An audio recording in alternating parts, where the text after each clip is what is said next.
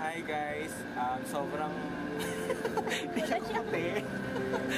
Sobrang maraming salamat. Sobrang na-surprise nyo. Hindi ko na-expect na ganito. Nakakaloka kayo. Sobrang thank you po. Basta abangan nyo lagi yung mga tweet ko po sa inyo. Para sa inyo po lahat yun. Maraming salamat po. Hindi ko po kinaya to. Wala pa nga yung pinaka-regalo, nasa aeroplano pa. Oo nga. Naku, eto lang sobrang sold na po. Maraming salamat po sa inyo. Kasi naman po may gagawin ito sa inyong tatlo na nagdala nito. Thank you so much po. Kay Ate Bebs po. Basta thank you so much po sa inyong lahat. Sa Spikers po. Thank you so